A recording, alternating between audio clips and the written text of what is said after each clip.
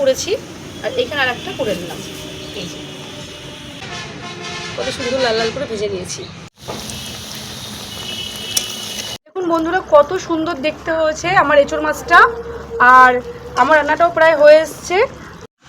নমস্কার বন্ধুরা, আজকে আমি রান্না করব এঁচোড়। আজকে আমি এঁচোড় রান্না করব সম্পূর্ণ আলাদাভাবে।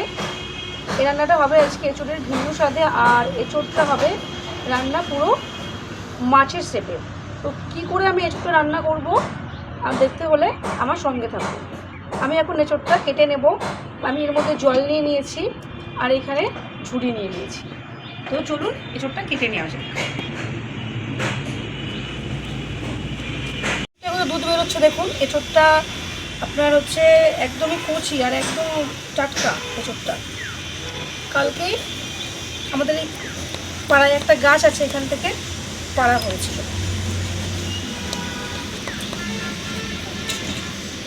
এই দেখুন বন্ধুরা এঁচোড়টা আমি এবার কী করবো, এটাকে জলের মধ্যে চুবিয়ে দেবো। জলের মধ্যে চুবিয়ে দিলে বন্ধুরা এই দেখুন এঁচোড়ের যে আঠাটা এটা কিন্তু জলের উপরে উঠে যাবে, বটির সঙ্গে কিন্তু জড়াবে না। আর এঁচোড় কাটতে গেলে হাতে একটু আঠা লাগবেই, তো সেই জন্য হাতে আমি একটু সর্ষের তেল লাগিয়ে নেব, আর এই পুঁঠির গায়েও একটু সর্ষের তেল লাগিয়ে নেব।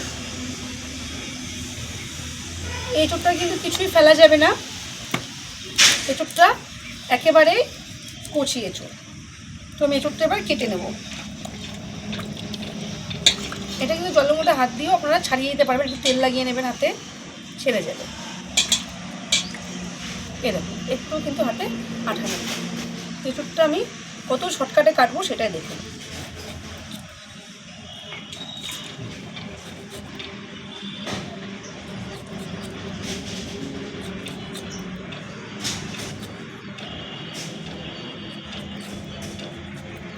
এইভাবে এঁচোড় কাটলে খুব তাড়াতাড়ি এঁচোড় কেটে নেওয়া যায়। এইভাবে এঁচোড়টা কেটে নেব।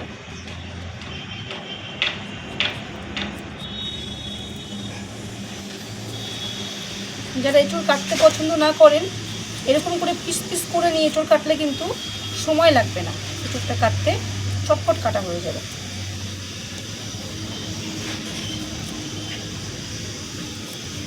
আমার এঁচোড়টা কাটা হয়ে গেছে।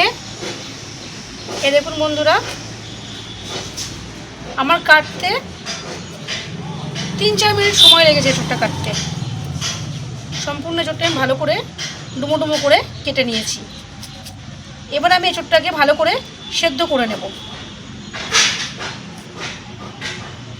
আমার হাতে কিন্তু আটা জড়ায়নি, আমি তেল দিয়ে নিয়েছি। একবারই তেল লাগিয়েছি, দুবার লাগালে আরও ভালো হয়, যেটুকু লেগেছে ওটুকু লাগবে না। এঁচোড়টা আমার কাটা হয়ে গেছে। আমি এঁচোড়টা আবার ভালো করে ধুয়ে নিয়ে এই দেখুন কত সুন্দর করে এঁচোড়টা আমি কেটেছি, ডুমো ডুমো করে কেটে নিয়েছি। ওখানে আমার ওনানে ধোয়া কাট দিয়েছি, ধোয়া উনুনটা জ্বালিয়ে নিয়ে আমি এখন এঁচোড়টা সেদ্ধ করে নেব। তো চলুন দেখতে থাকুন। বন্ধুরা কড়াইয়ে এঁচোড়টা সেদ্ধ করতে দিয়ে দিয়েছি। আর যেহেতু এঁচোড়টা আমি মাছের শেপে মতো করে রান্না করব, সেই ক্ষেত্রে মাছের মতো করেই কিন্তু আমি মাছের ঝোলের মতো করে আলুগুলো কেটে নিয়েছি। আর এখানে আমি আদা জিরে এগুলো সব শিলপাটায় বেটে নিচ্ছি।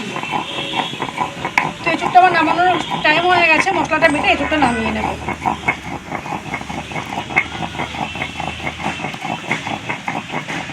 এঁচোড়টা এখানে সেদ্ধ করা হয়ে গেছে। তো এবার এঁচোড়টা আমি নামিয়ে নেব। ঝুড়ির মধ্যে এখানে উপর দেবো। তো দেখো এঁচোড়টা কত সুন্দর সেদ্ধ হয়ে গেছে।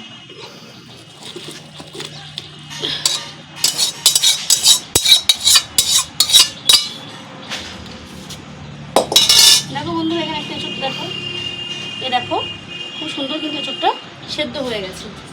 আমি কড়াইটা এবার ধুয়ে নিয়ে আসি।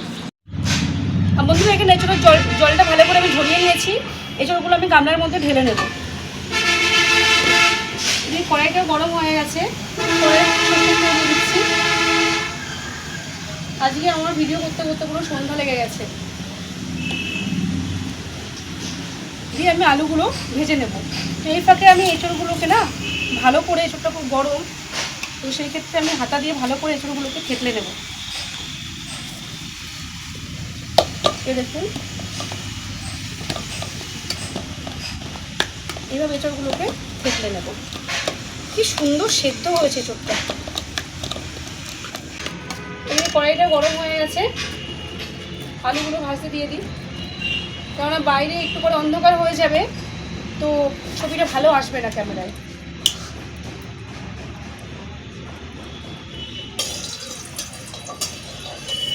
একটু লবণ দিয়ে দেবো কড়াইয়ে।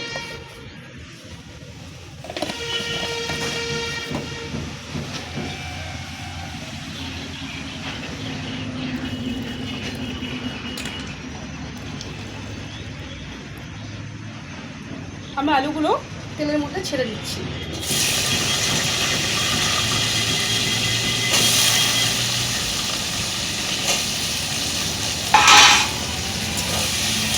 আলুগুলো লাল লাল করে ভাজা হোক, আমি এদিকে এসব সব উপকরণগুলো মিশিয়ে নেব। এর মধ্যে মিশিয়ে দিচ্ছি বেসন, দিয়ে দেব গোলমরিচের গুঁড়ো,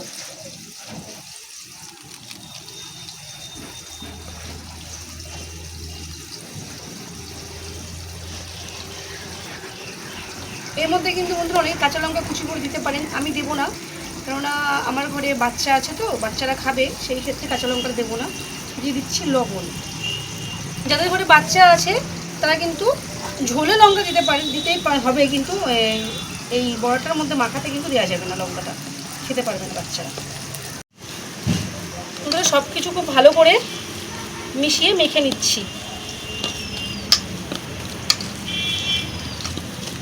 কত সুন্দর হয়েছে দেখতেই পাচ্ছেন, একদম মিহি হয়ে গেছে, মিশে গেছে। আমি পুরো মাছের মতো সেভ করে এটা করে নিচ্ছি। এই যে এখানে একটা করেছি, আর ওই থালায় একটু আমি বেসন ছিটিয়ে রেখেছি যাতে নিচে না লেগে ধরে, তো এটাও আমি করে নিচ্ছি। এটা হাতে প্রথমে গোল করে নিয়ে একটু এভাবে চাপটা করে নেবেন, একটু চাপটা করে হাত দিয়ে দু সাইডটা চেপে দেবেন, এভাবে চেপে দিয়ে ঠিক চারিদিকটা সমান করে নিয়ে মাঝখানে একটা আঙুল ধরে ফুটো করে দেবেন। এটা দেখতে কিন্তু পুরো মাছে কিন্তু পিসের মতোই লাগছে। ঠিক এরকম করে সবগুলো বানিয়ে নেব। এ দেখুন একটা করেছি, আর এখানে আর একটা করে নিলাম। এই যে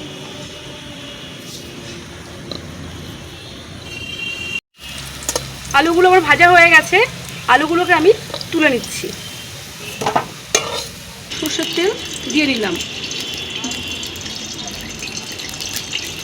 তেলটা গরম হোক ততক্ষণ আমি এগুলো বানিয়ে নিই।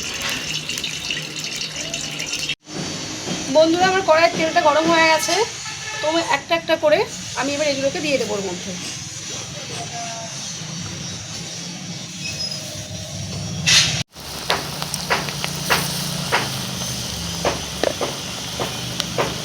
এই দেখো বন্ধুরা কত সুন্দর, আমি এপিট ওপিট করে উল্টে ভেজে নিচ্ছি, লাল লাল হয়ে গেছে দেখো।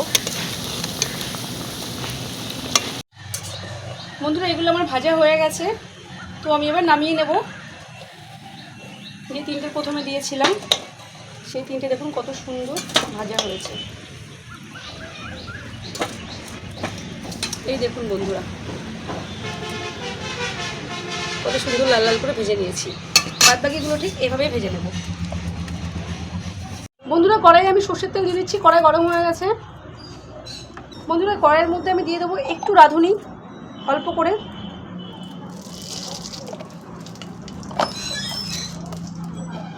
দিয়ে দেবো একটু পাঁচফোড়ন,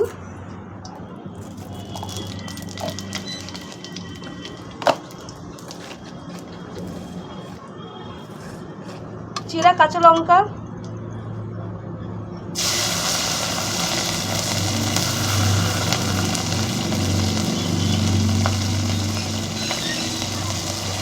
পাটায় বেটে রাখা মশলা,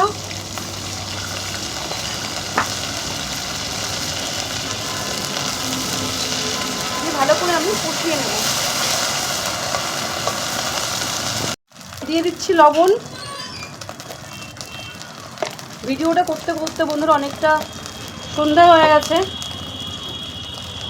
তা ফোনের আলো জ্বেলে ভিডিও করতে হচ্ছে। কাশ্মীরি লঙ্কার গুঁড়ো দিচ্ছি একটু, আমি হলুদটা একটু আগে দিয়ে দিয়েছি, সেটা বলতে ভুলে গেছিলাম। হলুদটা দেওয়া হয়ে গেছে। তো কাশ্মীরি লঙ্কাগুলো দিয়ে এবার আমি ভালো করে কষিয়ে নেব। দিয়ে দেবো ভেজে রাখা আলুগুলো। ভালো করে কষে গেছে বন্ধুরা মশলাটা, এবার জল দিয়ে দিচ্ছি।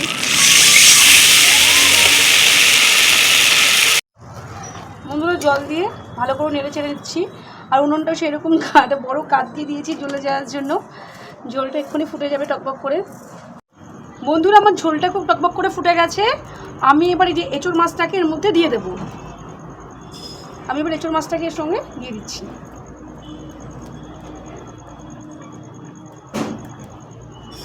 দেখুন বন্ধুরা কত সুন্দর দেখতে হয়েছে আমার এঁচোড় মাছটা। আর আমার রান্নাটাও প্রায় হয়ে এসছে। আমি এবার গরম মশলা দিয়ে নামিয়ে দেবো তরকারিটা। তো আর একটু ফুটলে আমি গরম মশলা অ্যাড করে দেবো। এখানে দেখুন আলুগুলো কত সুন্দর সেদ্ধ হয়ে গেছে। আলুগুলো একদম খুব সুন্দরভাবে সেদ্ধ হয়ে গেছে। তরকারিটা হয়ে এসছে। আর কি সুন্দর পুরো মাছের মতো লাগছে দেখতে দেখুন। বন্ধুরা আমি এবার গরম মশলাটা মিশিয়ে নিচ্ছি। এই যে খুন্তির উপরে গরম মশলা দিয়ে দিচ্ছি।